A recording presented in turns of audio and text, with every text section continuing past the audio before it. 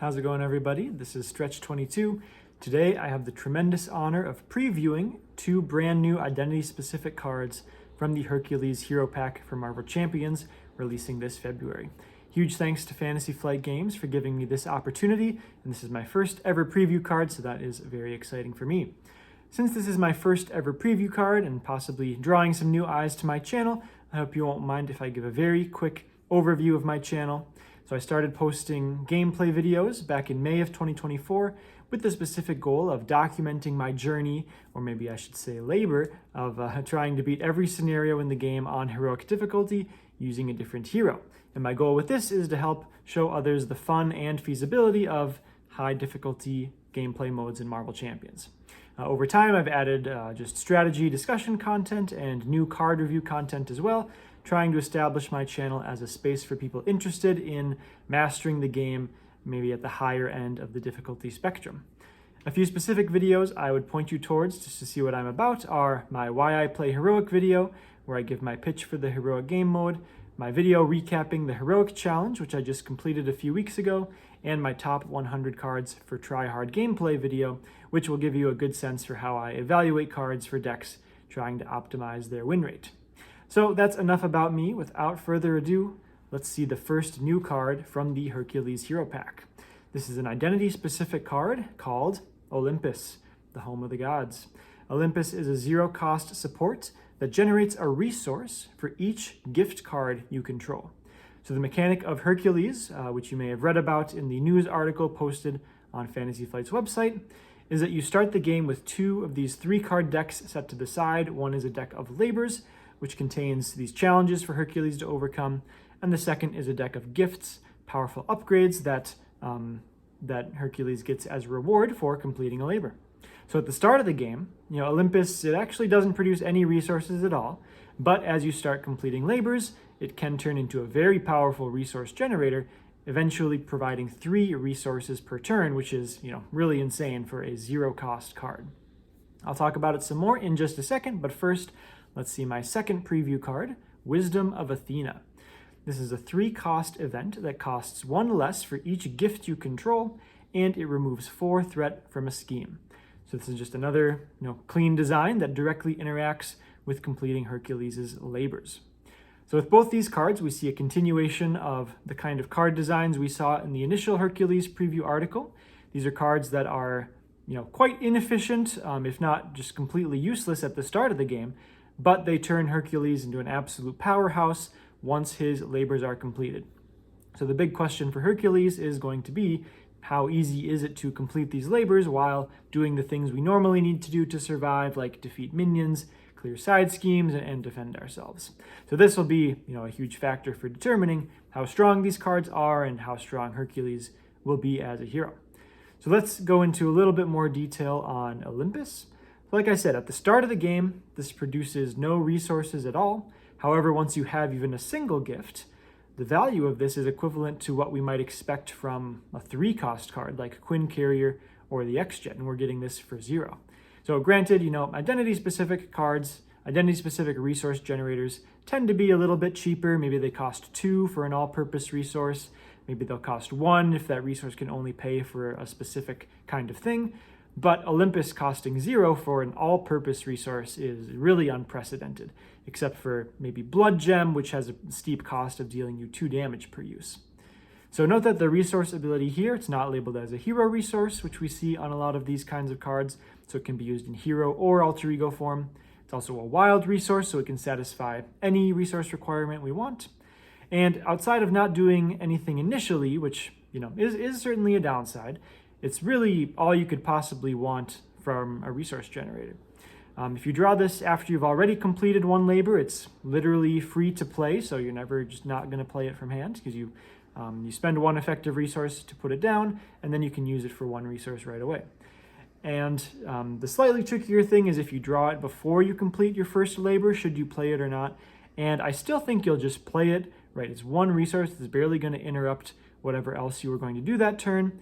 And then the value is just so high, 1 resource every turn. Once you complete that labor, that's enough value to help pull you out of whatever sort of deficit you might find yourself in, spending resources to complete your labor and ignoring other threats on the board. Let's take a deeper look at Wisdom of Athena. This is almost identical to Hercules' attack event, the Gift of Battle, which we saw in the preview article, but this does removes 4 threat instead of dealing 5 damage. Just like the Gift of Battle, right, this leaves a lot to be desired in terms of initial efficiency. 1 threat removed per resource is about as bad as we get for any card in the game. If we just compare to 4 Justice from the core set, this usually removes 4 threat for a cost of 2. This costs a full resource more than that. And right, 4 Justice already isn't the most efficient thwart in the game. But that being said, I think you're still going to play this more often than you would expect. And this is because that one of Hercules' labors is a side scheme that can only have, it pulls out a side scheme, adds some more threat to it, and says that that can only have threat removed from Hercules' thwarts. So especially if we're playing aggression, leadership, or protection, which tend not to have great thwarting events, Wisdom of Athena is going to be one of our best ways to finish that side scheme labor. Once we've completed 1 labor, it's a little bit more efficient. It gets to that 4 Justice level. Still not that great, but say we get our side scheme labor 2nd or 3rd, we're going to be able to finish that one even faster. If this is down to 2 effective resources, a cost of 1, then it's at that gold standard of 2 threat removed per resource spent. So at that point, we're just happy to play it anytime we get it. And once it costs 0, obviously, then it's just insane. But really, we should be looking to end the game at that point. So maybe even it's not that critical to be thwarting anymore. Just judging by the card numbers we see in the lower right-hand corner, I would assume we're getting 2 copies of Wisdom of Athena, since the one I was given to preview is number 9 and Olympus, the one I was given to preview is number 7 and Olympus is number 9.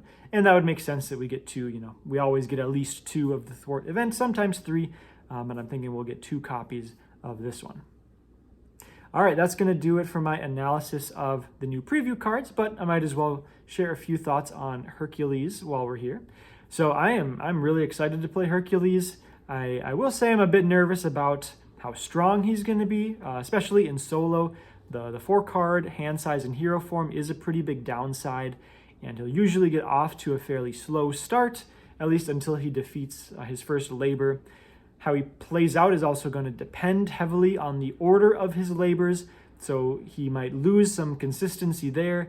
But, one person's lack of consistency is another person's variety in gameplay. So I think he'll be very replayable, depending on the order of his labors and then also the order of the gifts, although that doesn't matter quite as much because the biggest part of the gifts is just drawing 4 cards, and then you get a little bit of extra value there.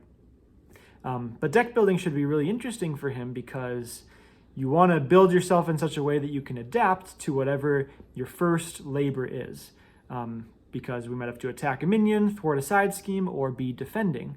And so we want to set ourselves up to do any of those things reasonably quickly in order to be completing our labors, make our cards more efficient, or just do more effect, make more resources in the case of Olympus. So he'll play out, also I think this will be exciting, he'll play out a lot differently in different scenarios where we can pick different side schemes or minions to grab with those labors. We're still, as of this video coming out, we're still yet to see what his Nemesis set looks like. So I have a feeling that those will be pretty decent options to grab so that he's always got something good to grab for completing his labors. But depending on the scenario we're playing, there might be some interesting choices we can make. And certainly we can craft some fun narratives around defeating what the scenario provides us as well. I also really like that Hercules incentivizes playing upgrades and events as opposed to allies. So allies are just traditionally they're just the default, strongest thing for a hero to play any given turn because they're so efficient and flexible. But allies specifically cannot help Hercules complete his labors. So I think Hercules has some unique deck building opportunities there where we want to ready him so that he can keep using his basic activation, or just straight up attack or thwart events to help clear those labors and not rely on allies quite as much. One other soapbox I like to get on sometimes is the scenario design in Marvel Champions. So one of the problems with Hercules is that games of Marvel Champions, they're almost always hardest at the start of the game, and then get easier over time because the scenario doesn't usually ramp up in difficulty, but we are building out our board and getting stronger over time. So especially in those early turns where Hercules hasn't completed any labors yet, has that 4-card hand size, right? He could struggle to get off to a good start. But if we do get more scenarios that ramp up in difficulty as they go on, we just saw a great example of this with the Enchantress scenario. This is my current favorite scenario in the game. It takes a huge step up in difficulty several turns in. And so if we start to get more scenarios like that in the game, then heroes like Hercules, who build towards a very powerful late game, will comparatively increase in value to heroes who have a higher floor. Maybe they start out a little bit better, but maybe a lower ceiling by the end of the game. So I'd love to see more of those kinds of scenarios in coming years, and then Hercules will have even more of a niche in terms of being able to have time to build to that powerful late game, but then capitalize on that late game as well, not just end the scenario a little bit quicker. All right, so those are my thoughts. I'm curious to hear yours. What do you think about Olympus and Wisdom of Athena? What do you think about Hercules so far? Thanks again to Fantasy Flight for providing me this opportunity to preview the 2 new cards. If they look fun to you, you can get the Hercules Hero Pack when it releases on February 20th. Be sure to tune in to the Winning Hand podcast tomorrow to see the next preview cards from the Hercules Hero Pack, and go check out the schedule for where the other cards will be revealed as well, as I will be doing and very much looking forward to those. So until next time, see ya.